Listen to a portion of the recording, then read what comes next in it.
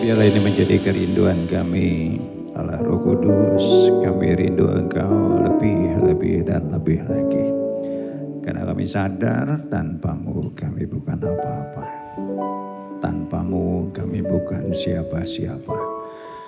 Tetapi bersama Tuhan kami mampu cakap melakukan banyak perkara. Terima kasih Tuhan, kami boleh merayakan kenaikan-Mu. Perpisahan bukan perpisahan yang membuat kami sedih, tetapi perpisahan yang justru membuat kami sukacita. Karena kami tahu Engkau Tuhan yang punya rencana yang begitu besar. Tuhan terima kasih, karena itu kami juga mendengarkan firman-Mu. Urapi hamba-Mu, urapi kami semua. Kami siap dengarkan firman-Mu. Kita yang siap bersama-sama kita katakan amin, haleluya. Kita deklarasikan 2, 3. Aku percaya firman-Mu berkuasa. Aku percaya firman-Mu dapat merubah seluruh hidupku. Aku percaya firman-Mu ini adalah Tuhan sendiri. Aku siap untuk menerimanya dan melakukannya dalam nama Yesus. Amin, haleluya. Puji Tuhan. Oke, luar biasa, terlalu semangat, belum suruh duduk, udah duduk. Kita baca firman-Nya, Kisah 1 ayat 10 dan 11 saja untuk mempercepat. Kisah 1 ayat 10 dan 11. Oke, yang sudah dapat bisa membacanya bersama saya. 2, 3. Ketika mereka sedang menatap ke langit, waktu ia naik itu tiba-tiba berdirilah 2 orang yang berpakaian putih dekat mereka. Dan mereka berkata kepada mereka 11, "Hai orang-orang Galilea, mengapakah kamu berdiri melihat ke langit? Yesus yang terangkat ke surga meninggalkan kamu akan datang kembali dengan cara yang sama seperti kamu melihat dia naik ke surga." Katakan amin. Bisa bersapa-sapa sejenak. Kiri kanannya katakan shalom. Luar biasa. Gimana Bapak Ibu semuanya? Sehat semuanya ya? Saya lihat wajah-wajah yang penuh dengan sukacita. Haleluya, saya juga sangat bersukacita. Tentunya pertama kita bersama-sama merayakan kenaikan Tuhan Yesus. Yang kedua, karena saya baru unboxing saudara, jas baru saudara. Ini baru tadi nih unboxingnya saudara. Pengerja beliin saya jas baru. Dan kasih kue ulang tahun saudara. Yang tadi dicaplok sama pemain drama itu. Bagian dari kue ulang tahun. Tadi keren gak dramanya saudara? Keren ya, luar biasa. Saya baru lihat tadi pagi saudara. Kemarin waktu gladi bersih kayaknya disembunyikan saudara. Dan ternyata nyambung juga dengan apa yang akan saya sampaikan hari ini. Tadi sekolah apa namanya? Sekolah Harapan Negeri. Itu STM saudara. Karena perempuannya cuma 1.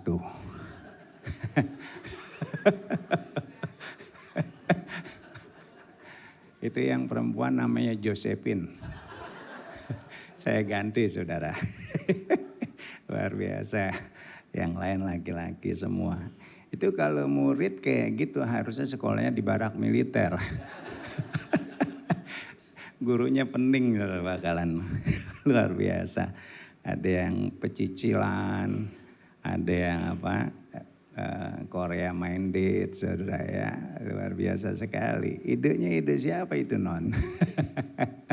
Ya anyway, yuk kita lanjutin khotbah kita hari ini. Nah, kita bersyukur bahwa Indonesia salah satu negara yang memberikan libur nasional buat hari kenaikan Tuhan kita. Bahkan banyak negara Kristen sekalipun tidak memberikan liburan nasional. Dan kita bersyukur karenanya di tengah-tengah kekurangan yang ada di tengah-tengah bangsa kita masih memperhatikan kekristenan dan memberikan hak istimewa juga. Doa kita bersama-sama tentunya ke depan akan semakin banyak orang yang merayakan kenaikan Tuhan kita. Kok enggak amin? Kayak udah lapar ya. Ya kita bersyukur karenanya. Nah, pakai jas jadi licin saudara, jas baru. Nah, Kisah 1 ayat 11 dibilang Yesus yang terangkat ke surga ini meninggalkan kamu akan datang kembali dengan cara yang sama seperti kamu melihat dia ke surga. Kalau kita perhatikan di dalam Alkitab ada 2 pribadi sebelum Yesus yang mengalami kenaikan terangkat ke surga. Yang pertama adalah Henokh. Kenapa Henokh terangkat? Dia terangkat karena dia satu pribadi yang hidup di dalam kesalehan. Nah ini penting sekali, merupakan satu pesan juga buat kita semua. Betapa pentingnya kesalehan itu sendiri. Kita mungkin enggak terangkat ke surga, tapi saya yakin kuasa yang Tuhan janjikan ketika dia terangkat ke surga itu juga akan menjadi bagian saudara dan saya ketika kita hidup dalam kesalehan atau kebenaran. Katakan bersama saya, saleh. Saleh itu bukan pisang, saudara. Ya, kalau kita hidup di dalam kebenaran, saudara dan saya, kita bukan sekedar merayakan Yesus naik ke surga. Tapi tujuan Yesus naik ke surga itu juga akan kita alami pribadi lepas pribadi. Yang nanti kita tentunya akan belajar bersama-sama. Satu lagi pribadi yang terangkat ke surga yang tidak mengalami kematian adalah seorang yang bernama Elia. Kenapa dia terangkat ke surga? Ini juga merupakan bagian yang harus kita maknai betapa pentingnya kehidupan yang seperti ini. Elia terangkat ke surga karena dia berani berjalan bersama Yesus apapun resikonya. Bahkan kita bisa melihat Elia walaupun dia sempat putus asa, sempat berhenti, tapi kita lihat dia selesaikan sampai akhir. Tantangan, persoalan akan banyak kita hadapi ke depan. Katakan bersama saya, namanya hidup banyak tantangan. Kalau sedikit namanya cobain. ya, banyak tantangan pasti ya. Kalau banyak tantangan namanya catering ya. Jadi yuk kita persiapkan. Tapi saya yakin seperti Elia bisa menyelesaikannya sampai akhir. Saudara dan saya, kita diperlengkapi dari tempat yang maha tinggi. Yang saya yakin membuat kita jadi pribadi-pribadi yang tangguh. Katakan amin. Berikan tepuk tangan buat Tuhan. Katakan wow. Nah kita lihat saudara, ada satu perbedaan ketika Yesus mati. Murid-muridnya kacau. Bukan kacau balau saudara, tapi kacau beliau saudara. Karena saking kacaunya saudara ya, luar biasa mereka lari, mereka menyembunyikan diri, mereka tinggal di dalam keadaan putus asa, kesedihan. Tapi ketika Yesus naik ke surga, ada sesuatu yang beda. Enggak ada lagi kesedihan. Yang ada adalah sukacita. Enggak ada lagi yang namanya putus pengharapan. Yang ada adalah mereka mendapatkan satu pengharapan yang baru. Katakan amin. Ada satu lagu yang luar biasa. Lagunya itu judulnya adalah Pergi untuk Kembali. Selamat tinggal kasih, sampai kita jumpa lagi. Aku pergi takkan lama.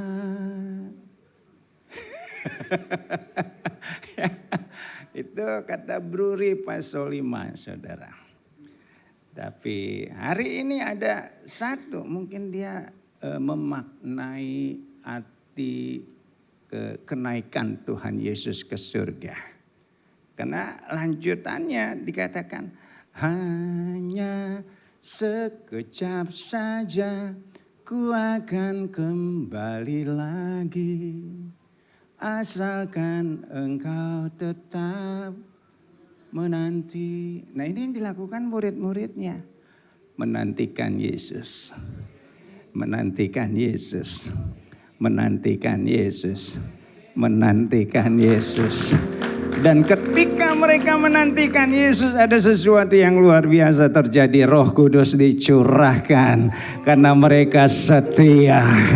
Doa saya hari ini, apapun tantangan, apapun persoalanmu, kita tetap nantikan Tuhan. Karena Tuhan yang kita sembah, Dia yang berjanji, Dia yang pasti menggenapinya dalam kehidupan kita. Katakan amin. Udah nyanyi capek-capek gak tepuk tangan ya. Manusia boleh lupa janjinya, tapi Tuhan kita enggak pernah lupa akan janjinya. Amin, saudara. Nah, engkau bilang, dia bilang apa? Kenaikan Yesus adalah penegasan bahwa Yesus bukan hanya juru selamat, tetapi Dia adalah Raja yang berdaulat. Dia tidak sekedar menyelamatkan saudara dan saya, tapi Dia kembali menjadi satu Raja yang berdaulat. Nah, bagian kita, bila kita tinggal menyerahkan diri di dalam kedaulatannya. Artinya apapun yang terjadi dalam kehidupan kita harus ngerti, Dia Allah yang berdaulat. Enak enggak enak, Tuhan punya rencana yang luar biasa. Amin, saudara. Dan kita serahkan hidup kita sepenuhnya kepada Tuhan. Nah, kita mau belajar beberapa hal hari ini.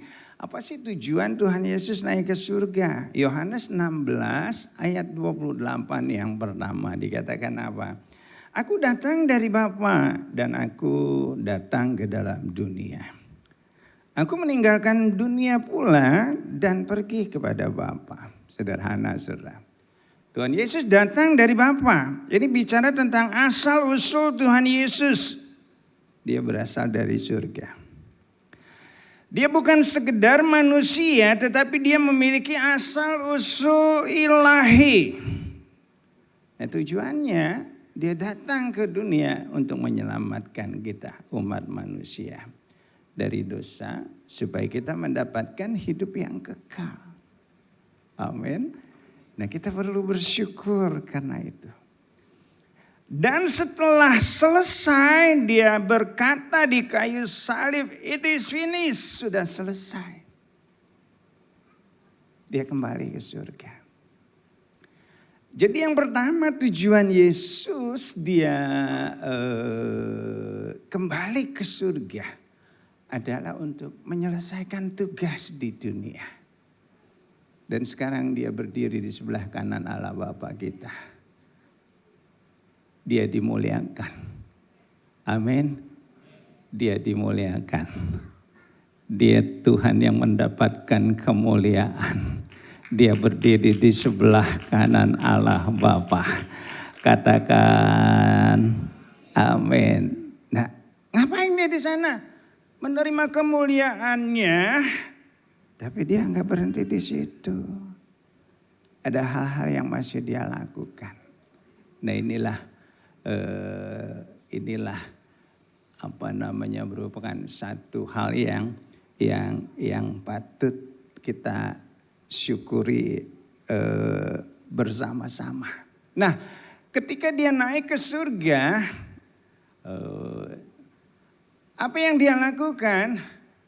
Dia berhenti bekerja di bumi. Tapi masih ada yang dia lakukan di surga sana. Atau dengan kata lain, Tuhan Yesus masih bekerja sampai saat ini. Katakan bersama saya, Tuhan Yesus masih bekerja sampai saat ini. Nah, pesan yang mau saya sampaikan adalah seperti dikatakan Filipi 1 ayat 6, Ia atau Yesus yang memulai pekerjaan yang baik di antara kamu akan meneruskannya sampai pada akhirnya. Dan doa saya ini juga yang kita lakukan sebagai anak-anak Tuhan. Kalau Yesus menyelesaikan segala sesuatu dengan tuntas, biar kita juga menyelesaikan segala sesuatu sampai tuntas. Amin. Di sini banyak anak-anak muda. Tuhan berikan kemampuan kepada saudara semua. Untuk apa? Merancangkan masa depan. Merencanakan sesuatu. Memiliki tujuan. Dan Tuhan juga memperlengkapi saudara untuk kita bisa mencapai semua tujuan itu. Yang Tuhan mau, jangan berhenti di tengah jalan sebelum kita mencapai tujuan kita. Katakan amin. Berikan tepuk tangan buat Tuhan. Katakan haleluya. Nah saudara, Roma Irama punya lagu saudara. Masa muda.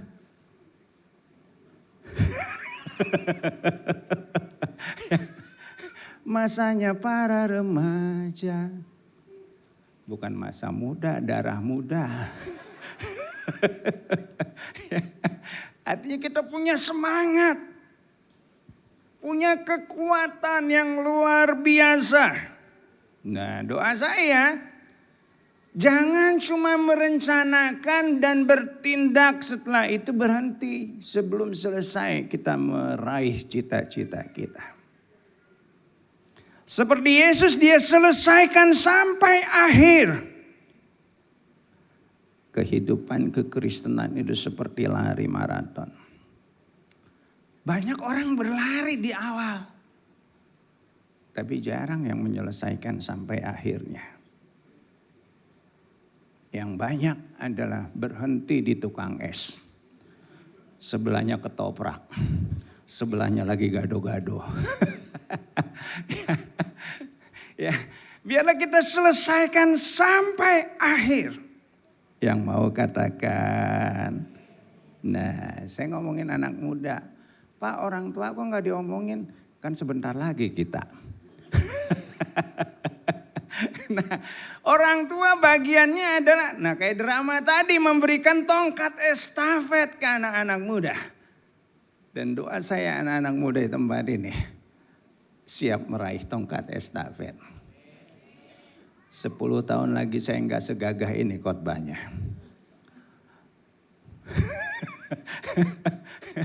Nafasnya udah tersengal-sengal saudara pastinya. Ya nggak seenergik sekarang, pasti udah berkurang. Dan saya rindu ada anak-anak muda yang siap melanjutkan. Tadi banyak anak-anak muda saudara. Nah apakah mereka cukup? Saya mengundang anak-anak muda yang siap melayani.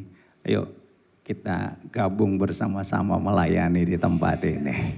Kok enggak amin? Kok enggak tepuk tangan?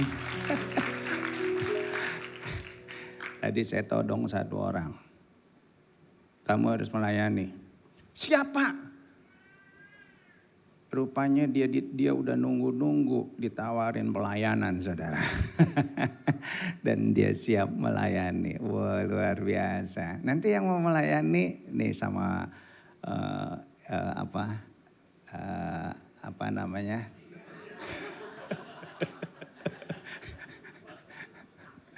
Sama lakinya anak STM tadi. Ya, coba berdiri dong Pak Endang sama Pak Ferry sama Pak Kamal. Nah, Ini dia yang gagah perkasa ya. Nanti yang mau melayani, Pak saya siap melayani, bergabung bilang sama mereka. Ya yang bisa nyanyi welcome yuk. Yang bisa ya suaranya paling enggak ada suaranya lah. Bisa jadi apa namanya tuh choir. Yang bisa salaman di bawah saudara. Asal modal nyengir udah cukup saudara. Melayani ya, yuk kita gunakan masa muda kita dengan penuh semangat. Kita selesaikan perjalanan kehidupan kita sampai akhirnya. Ya yang sekolah, yang mahasiswa, ayo dengan sekuat tenaga selesaikan kuliahmu, sekolahmu. Pak, saya nggak bisa kuliah, Bapak saya miskin. Bapak saya miskin juga. Saya kuliah dari Tangerang ke Salemba, saudara. Kelar juga urusan saudara. Dan puji Tuhan, walaupun melelahkan, pantat panas naik motor saudara. Luar biasa. Tapi bisa kelar. Yang penting semangat. Yang bisnis ketika ada tantangan, jangan nyerah.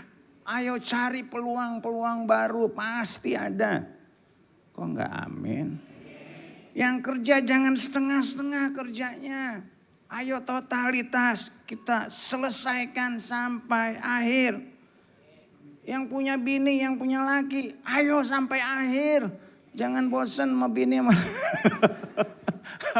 Tengahnya Pak bosan, enggak boleh begitu. Sampai akhir. Memang kadang-kadang bini ngeselin, emang. Laki apalagi apa. Ya sampai akhir kita selesaikan. Yuk kalau dikasih tugas sama mama, sama papa, selesaikan sampai akhir. Dulu mama saya paling gak suka saudara. Kalau anak perempuannya nyapu gak bersih. Apa yang dia bilang? Dia ngomel. Nanti lu kalau punya laki brewokan katanya. Saya bingung saudara. Apa hubungannya nyapu sama bersih nggak bersih sama brewokan saudara. Saya bingung. Tapi mama saya beliin saya Firdaus Oil saudara. Itu obat penumbuh brewok saudara. Waduh, saya jadi berpikir nanti gua kalau punya bini nyapunya kagak bersih. Aduh, brewok tumbuh enggak, bantal aja berminyak saudara. Dan jatuhnya ke anak saya. Mukanya bulu semua saudara. Brewoknya minta ampun. Dua-duanya brewok saudara. Wah luar biasa. Saya mikir lagi, gua kagak brewokan ya. Ini bini gua nih gara-garanya. Dia kalau jadi lelaki jembrong kali. Katakan haleluya. Yuk kita tuntaskan tugas kita ketika ada di dunia. Yesus dia selesaikan sampai akhir. Katakan amin. Dia enggak tanggung-tanggung. Kerja enggak tanggung-tanggung. Pelayanan enggak tanggung-tanggung. Bisnis enggak tanggung-tanggung. Sekolah enggak tanggung-tanggung. Dia selesaikan sampai akhir. Katakan haleluya. Nah saudara, melaksanakan panggilan Tuhan sebenarnya bukanlah tentang siapa yang mampu memulai. Banyak orang mampu memulai. Tapi pertanyaannya, apakah mereka bisa menyelesaikannya sampai akhir?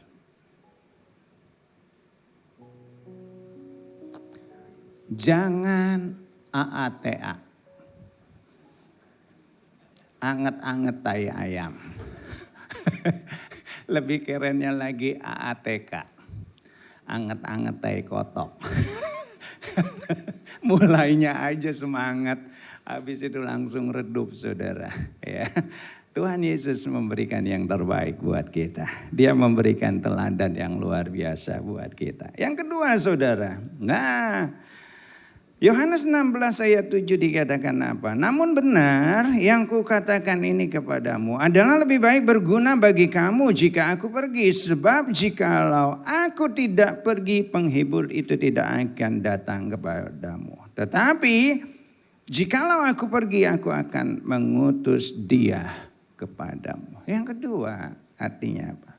Yesus bilang, alangkah baiknya kalau aku pergi. Supaya apa? Satu.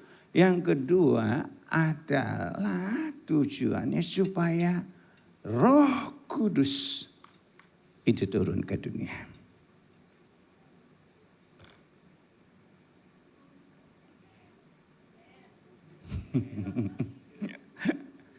Yesus naik ke surga supaya apa? Roh Kudus turun ke dunia. Nah, kalau kita lihat di Alkitab, orang-orang yang perkasa, orang-orang yang hebat itu bukan orang-orang yang memang kuat, yang hebat, saudara. Enggak. Mereka juga pribadi yang lemah sama dengan saudara dan saya. Mereka manusia biasa. Simson kenapa dia berkata Hakim-Hakim 14 ayat 6. Pada waktu itu berkuasalah roh Tuhan atas dia. Dicabik yang namanya singa. Seperti mencabik anak domba. Manusia biasa. Gideon yang merasa kecil, gak bisa apa-apa, paling kecil, keluarganya paling kecil, kaumnya paling kecil. Hakim-Hakim 6 ayat 3-4 dikatakan, pada waktu itu roh Tuhan menguasai Gideon. Paling kecil, paling muda. Tapi bisa jadi pahlawan. Yeftah, anak haram. Firman Tuhan juga berkata, Hakim-Hakim 11 ayat 29. Lalu roh Tuhan menghinggapi Yeftah, anak yang terusir, anak haram, menjadi pahlawan buat bangsa Israel. Daud, ketika Samuel mengurapi dia, 1 Samuel 16 ayat 13, firman Tuhan berkata, roh Tuhan menguasai Daud. Begitu juga Petrus dan teman-temannya.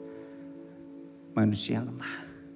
Tapi ketika ada Roh Kudus turun, mereka jadi pribadi-pribadi yang beda. Pribadi-pribadi yang diurapi. Pribadi-pribadi yang perkasa. Katakan amin. Next slide dikatakan apa? Kristus naik ke surga supaya apa? Roh Kudus turun atas tubuhnya, yaitu gerejanya saudara dan saya. Dan saya yakin dia pun akan memperlengkapi kita. Orang Indonesia itu orang-orang yang kuat. Orang-orang yang hebat. Makanannya kapal selam, oseng-oseng merson, bakso granat, bakso nuklir, bakso kuntilanak. Semua dimakan, saudara. Luar biasa. Martabak horor. Roti buaya dimakan. Gimana kurang kuatnya. Tapi banyak yang loyo walaupun makannya roti buaya. Yang ada jadi buaya darat. Tapi hari ini kita boleh loyo, kita boleh enggak kuat, tapi kita punya pribadi yang luar biasa. Roh Kudus yang akan memperlengkapi kita. Katakan amin. Amin, saudara. Nah, karena itu jangan kayak orang Serpong, saudara. Saya tinggal di Serpong ya. Itu payah orang Serpong. Itu paling enggak ada 5, saudara. Toko obat kuat. Obat kuat acong. Obat kuat asyong. Obat kuat aseng. Saya juga bingung kenapa depannya A semua ya. Sejarah saya belum tahu deh saudara. Obat kuat. Kita nggak perlu obat kuat. Kita punya kekuatan yang dahsyat, yang luar biasa. Roh Kudus yang akan memberikan kekuatan dan mengurapi saudara dan saya. Katakan amin. Doa saya nggak ada yang loyo lagi kalah sama persoalan. Yuk kita bangkit. Tadi dikatakan supaya Roh Kudus turun. ke atas gerejanya. Dan gerejanya bagi. Roh-Mu yang hidup penuhiku, mengalir dalamku, jiwaku tenang bersamamu dalam naunganmu. Buka hati untuk jamahanmu, berserah penuh di hadiratmu. Kau ambil alih seluruh hidupku di altarmu, menyembahmu. Katakan amin. Katakan bersama saya, bersama Roh Tuhan, saya kuat. Amin. Nah, ada satu perbedaan di dalam perjanjian lama, saudara. Mereka itu hanya dihinggapi oleh Roh Kudus. Atau dikuasai oleh Roh Kudus. Tapi kita hidup di zaman anugerah. Kita bukan sekedar dihinggapi atau dikuasai, tapi kita dipenuhi oleh Roh Kudus. Amin. Karena tubuh saudara dan saya, diri kita adalah bait Roh Kudus. Nah, karena itu kita perlu bersyukur. Seharusnya, katakan bersama saya, seharusnya kita jauh lebih perkasa, jauh lebih hebat, jauh lebih luar biasa. Katakan amin. Nah, yang ketiga, Bapak Ibu, oke, 5 menit 10 menit lagi akan saya selesaikan. Ya, yang ketiga, saudara, dikatakan apa? Ya, yang ketiga itu dikatakan bahwa Ibrani 7:25, 7:26 aja deh. Saya bacakan buat kita semua. Ibrani 7:26, sebab imam besar yang demikian yang kita perlukan, yaitu yang saleh, yang tanpa salah, tanpa noda, yang terpisah dari orang-orang berdosa, yang lebih tinggi pada tingkat-tingkat surga. Ayat 25-nya dikatakan bahwa Yesus sebab ia hidup senantiasa untuk menjadi pengantara. Karena dia pribadi yang tanpa noda, tanpa celah. Dalam perjanjian lama ada satu suku yang dipisahkan, dikuduskan. Yaitu suku Lewi yang melayani di bait Tuhan. Nah, dari satu suku itu dipilih hanya satu imam kepala yang boleh memasuki ruang Maha Kudus. Dan ketika dia memasuki ruang Maha Kudus, dia harus hidup saleh, tanpa noda, tanpa celah. Kalau dia nggak kudus, dia masuk. Diikat pakai tali, saudara. Jumbai jubahnya. Kalau nggak ada gerakan lagi mati, saudara. Harus ditarik keluar. Kalau dia nggak kudus. Makanya harus jaga kekudusan. Nah, di dalam perjanjian baru ini, semua kita adalah orang-orang yang kudus. Tuhan, nggak ada yang amin. Karena darah Yesus sudah membenarkan kita. Katakan amin. Dan saya mau katakan bahwa ketika Yesus mati, tabir bait suci sudah terbelah menjadi dua. Ini bicara tentang apa? Enggak ada lagi pemisahan ruang Maha Kudus dan yang bukan. Semua kita memiliki hak yang sama dan memiliki akses yang sama untuk berjumpa dengan Tuhan kita.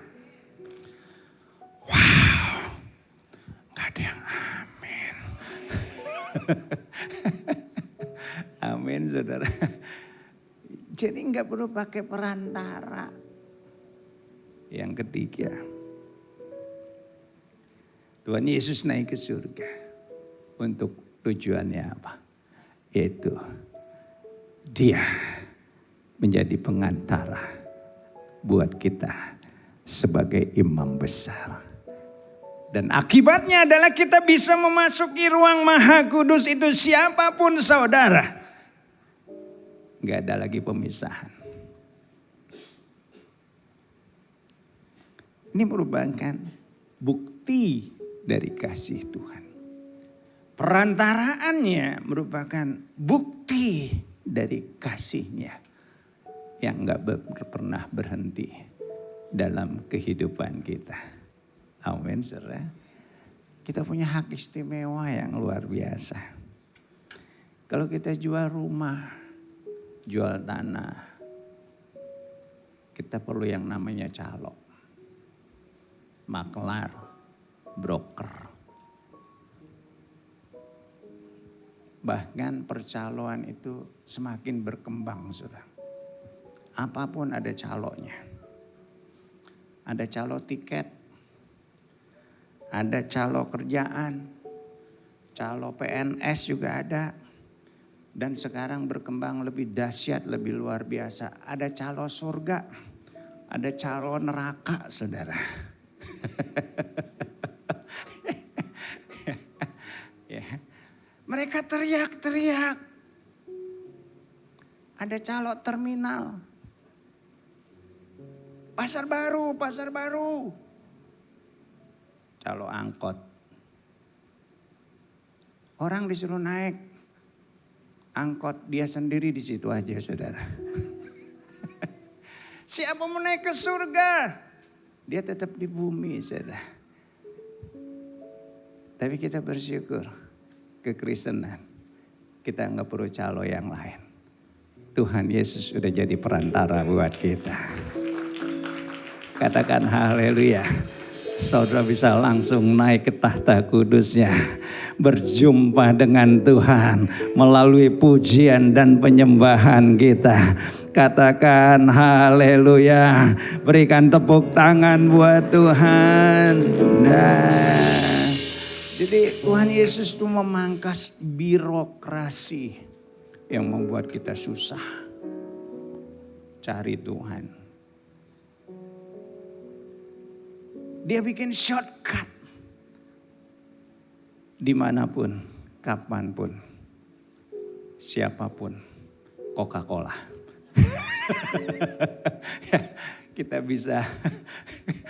bisa berjumpa dengan Tuhan. Katakan haleluya.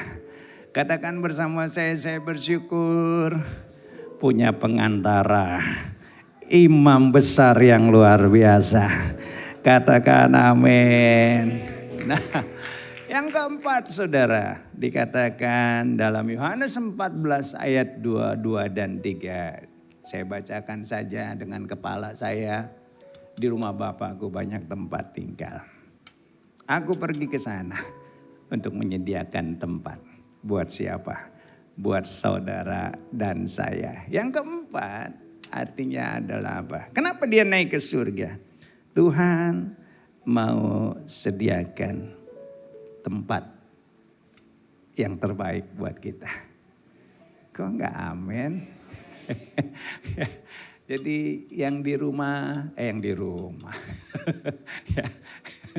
Yang sekarang belum punya rumah, masih jadi kontraktor. Kontrak sana, kontrak sini. Jangan kecil hati. Pasti Tuhan berikan yang terbaik. Amin. Rumah di surga pasti Tuhan berikan buat kita semua.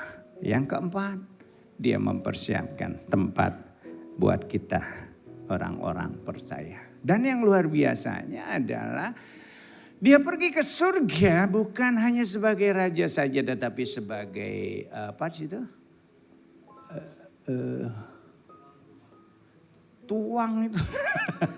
Tuan rumah. Terlalu lincah itu jempolnya kegedean waktu ngetik saudara. Makanya saya bingung baca kok tuan. Tuan rumah. Wah, yang menyambut saudara dan saya dengan penuh sukacita. Kalau kita kondangan, kita akan disambut oleh pagar ayu dan pagar bagus. Tapi di surga, ya, pagar ayunya adalah Tuhan kita. Kok nggak keren sih tepuk tangannya? Bukan hanya Tuhan Yesus yang menyambut kita. Ada malaikat di surga yang bersorak-sorai menyambut kedatangan saudara dan saya. Katakan haleluya. Kalau saya dengar ini, saudara, saya akan bersukacita. Dan saya akan berkata, yes, yes, yes.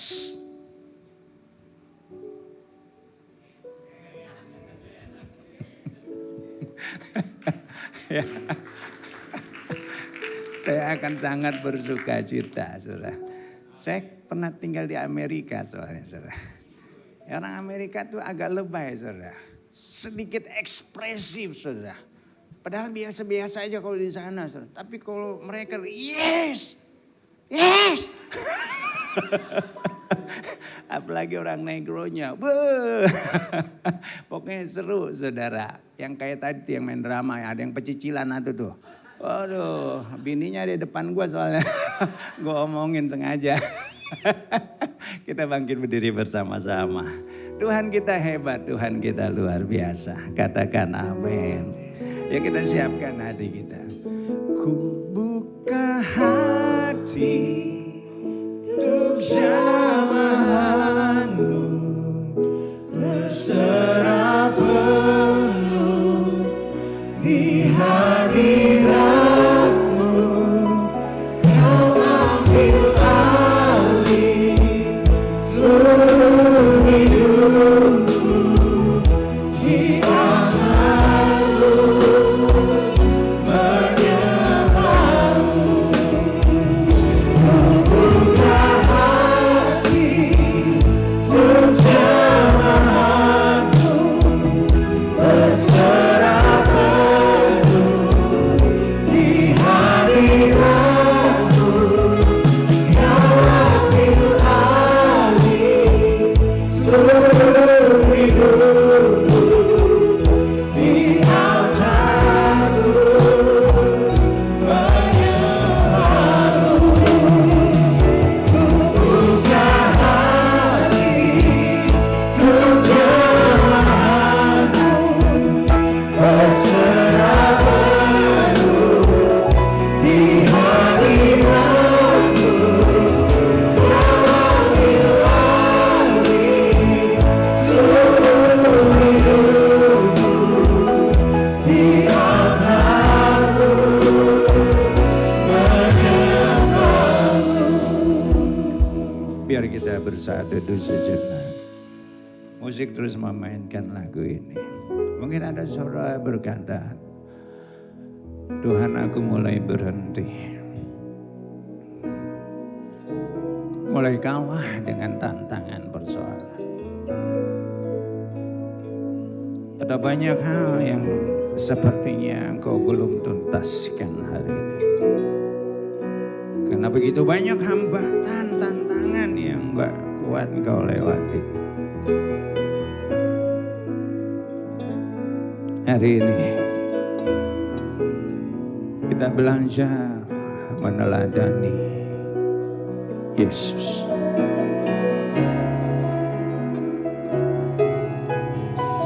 Dia juga banyak tantangan, persoalan yang harus dia lewati.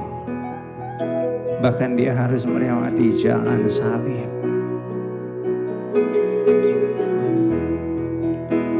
Elia banyak tantangan, persoalan yang harus dia lewati. Bahkan nyawa taruhannya. Begitu juga Daud. Sampai harus jadi pelarian. Tapi satu poinnya, kenapa mereka kuat? Ketika Daud diurapi, berkuasalah Roh Allah atas dia.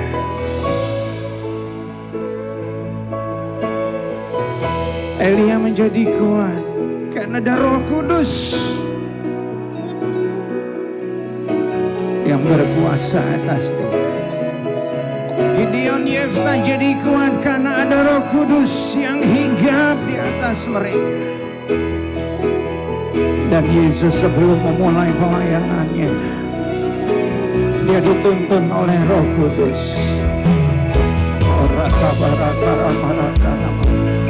Hari ini buka hatimu. Biar kelemahanmu ditutupi,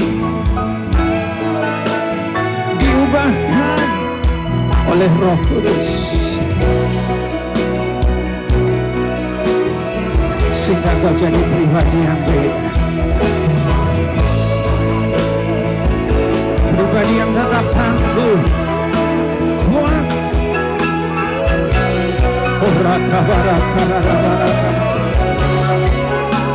Minta Roh Kudus memenuhi hidupmu. Minta sididiana masuk.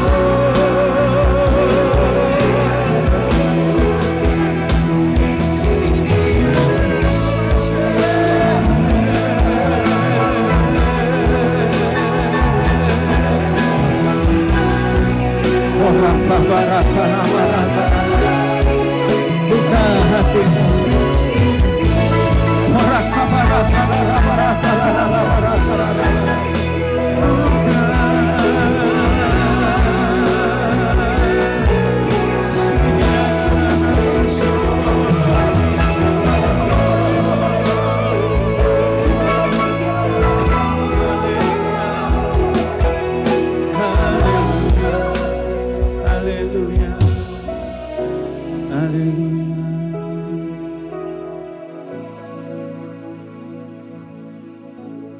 Kami janji, kami akan selesaikan tugas kami sampai tuntas, sampai selesai, sampai pada akhirnya. Kami minta Tuhan, Roh Kudus-Mu terus memenuhi kami. Roh Kudus yang mengurapi, yang menghibur, yang menolong, yang memberikan kekuatan.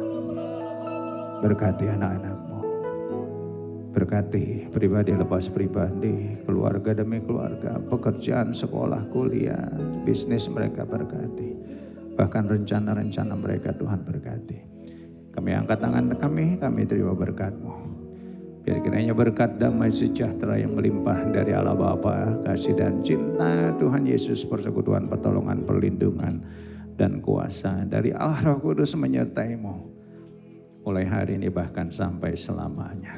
Yang percaya katakan amin, haleluya, puji Tuhan. Selamat hari kenaikan Tuhan Yesus. Selamat hari Kamis, Tuhan Yesus memberkati.